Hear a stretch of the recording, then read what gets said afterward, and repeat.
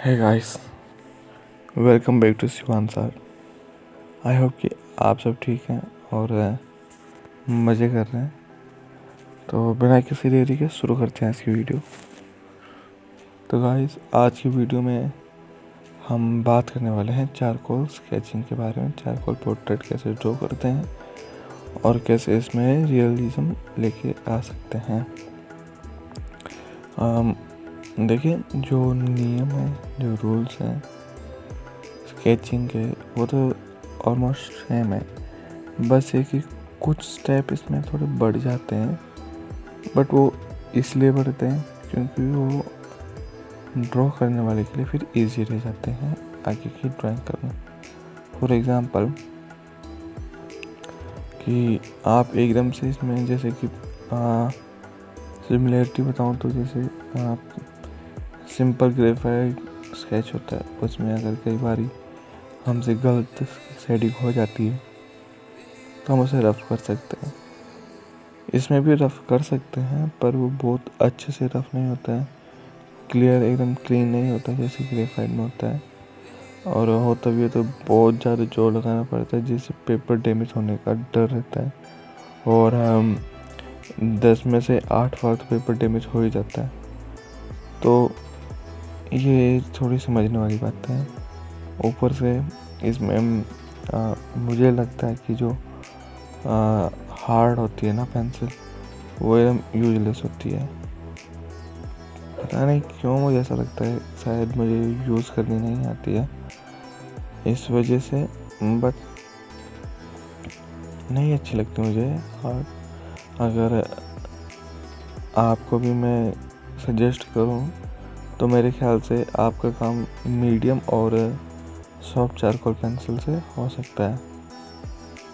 तो शेडिंग की बात करते हैं। अभी आप जैसे देख रहे हैं, मैं वैसे वीडियो मैंने फास्ट करी हुई है, इसलिए आपको लग रहा है कि मैं बहुत तेज़ वो कर रहा हूँ, बट मैं बहुत ही स्लो, बहुत ही धीरे धीरे यहाँ पे शेडिंग कर रहा हूँ।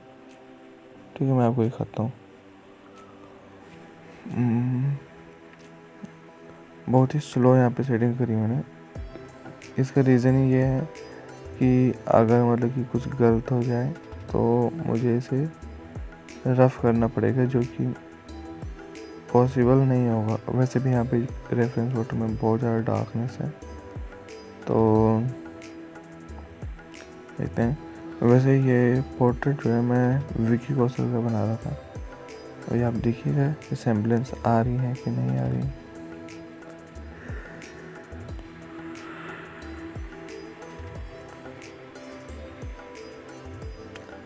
अच्छा, और जो है पोर्ट्रेट है मैंने कंप्लीट नहीं ड्रॉ किया, मैंने आधा बना के छोड़ दिया था, क्योंकि मैं अपने आर्ट वर्क से बिल्कुल भी वो नहीं सेटिस्फाई नहीं था इसके साथ। तो इस करके फिर मैंने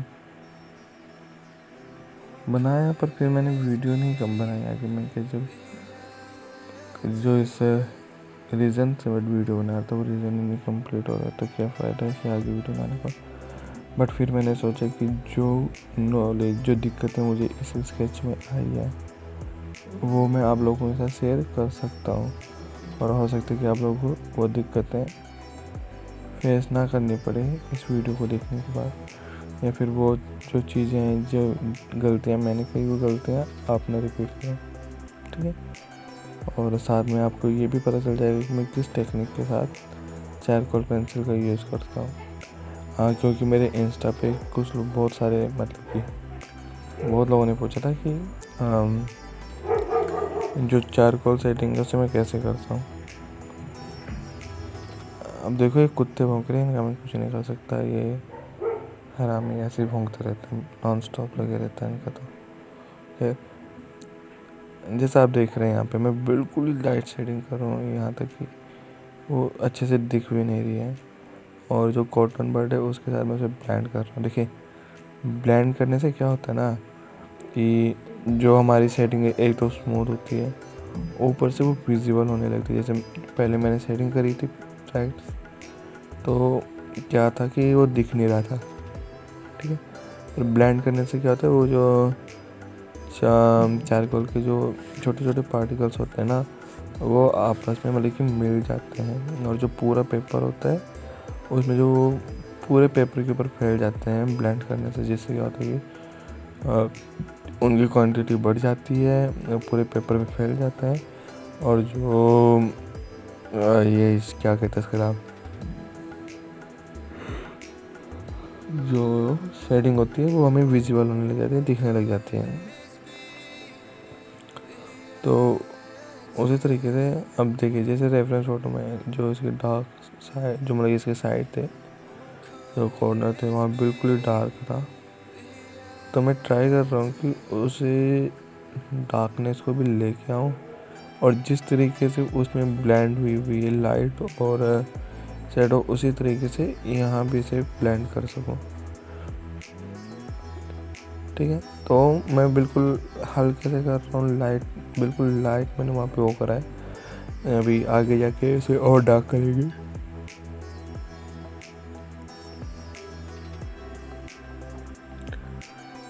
इधर भी आई आई जो है, आई बॉल है, देख सकते हैं कि मैं जो आउटलाइन है उसे ड्रॉ कर रहा हूँ, ताकि मैं अच्छे से समझ सकूँ कि कितने पार्ट में मुझे क्या ड्रॉ करना है और कितनी सेटिंग करनी है।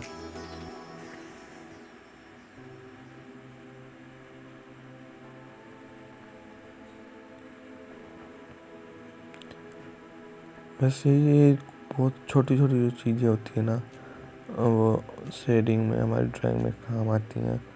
और ये छोटी छोटी चीज़ें होती हैं, जो छोटी छोटी नॉलेज होती है, वो हमें फ्यूचर में काम आती है। जो हमारे फ्यूचर स्केच होते हैं, फ्यूचर पोर्ट्रेट होते हैं, उनमें हमें समझ आती हैं।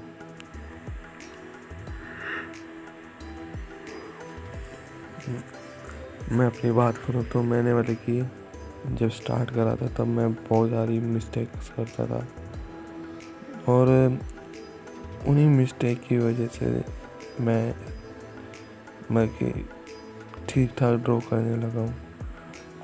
क्योंकि देखो, इंसान गलतियों से सीखता है, और जब तक गलतियाँ नहीं होती हैं तब तक इंसान लगा रहता है। और फेलियर्स भी मिलने ज़रूरी होते हैं हर चीज़ में, चाहे आप कुछ भी करें। क्योंकि अगर आपको फेलियर नहीं मिल रहा है, तो मतलब कि आपके अंदर ना एक ओवर कॉन्फिडेंस आने लगता है, और वो जो ओवर कॉन्फिडेंस होता है वो बहुत ही गंदी तरीके से आपके फ्यूचर को इफ़ेक्ट करता है, आपके फ्यूचर में बहुत ज़्यादा दिक्कतें क्रिएट करता है। खैर, अगर अब यहाँ पे आप ड्राइंग में देख रहे हैं, तो ये जो पार्ट होता है जिसमें मैं विजिटिंग करूँ, ये डार्क होता है। अगर यहाँ पे डार्कनेस नहीं होती ना, तो जो आपका पोर्ट्रेट है, जो आपकी ड्राइंग है, वो बिल्कुल भी 3D नहीं लगेगी। ये फैक्ट है, आप इसे समझ लीजिए कि यहाँ पे डार्क होता ही होता है। अगर मतलब कि इस साइड से, अगर जो मेरा राइट साइड है, अगर इस राइट साइड से अगर लाइट पड़ रही होती, तो भी बिल्कुल ही माइनर सा, बिल्कुल छोटा सा, जो बाकी के लाइट पार्ट है ना, उनसे थोड़ी सी कम लाइट इस पार्ट में आती।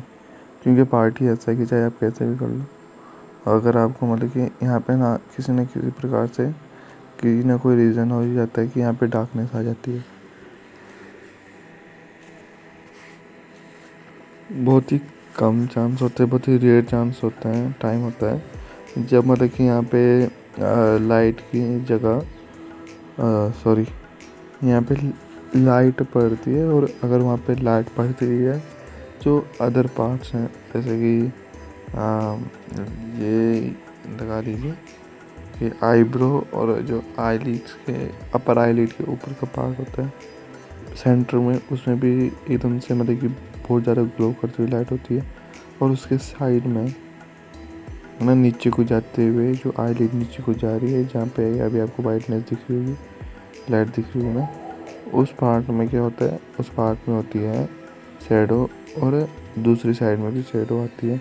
सेम आई के नीचे जो आईलिड है, जो बॉटम आईलिड है, और उसके साथ में जो यहाँ पे क्या होता है वो, मतलब ये दिख रहा है ना, ये लाइन से दिख रही है, तो इस लाइन का जो सेंटर है उसमें भी लाइट रिफ्लेक्ट होगी और जो साइड के पार्ट हैं उनमें क्या होगा कि शेड होगी। तो ये जो छोटी छोटी चीज़ें हैं इनसे क्या होता है, इनसे जो है चीज़ें जो हमारी ड्राइंग होती है वो 3D दिखती है, उनमें एक रियलिज़म आने लगता है। तो इसीलिए मैं आप लोगों से कहता हूँ कि जब भी आप ड्रॉ करते हैं तो लाइट और शैडो का, ठीक है, इनका बहुत ध्यान रखिए। इनका ध्यान रखना बहुत ज़रूरी है। अगर मतलब कि आप इनका ध्यान नहीं रखते हैं तो मतलब कि आपकी जो ड्राइंग है उस पर बहुत ज़्यादा इफेक्ट पड़ने वाला है, मतलब कि कुछ से कुछ बन जाएगा। ठीक, तो यहाँ पे आप जैसे देख रहे हैं, हाँ मैंने वीडियो यहाँ पे कट मारी थी क्योंकि मुझे रेफरेंस फ़ोटो देखनी थी और उसके लिए मुझे फ़ोन की ज़रूरत पड़ती, तो रेफरेंस फ़ोटो देख। तो ये जो लेफ़्ट आई है यहाँ पे बहुत ज़्यादा बिल्कुल डार्कनेस थी, कोई डिटेल्स नहीं थी यहाँ पे, तो मैंने वैसे ही करा है और अब बहुत अच्छा दिख रहा है। वैसे जो बाकी के पार्ट्स हैं उनमें भी मैंने थोड़ी बहुत डार्कनेस लाई है, थोड़ी बहुत लाइट लेकर आई है।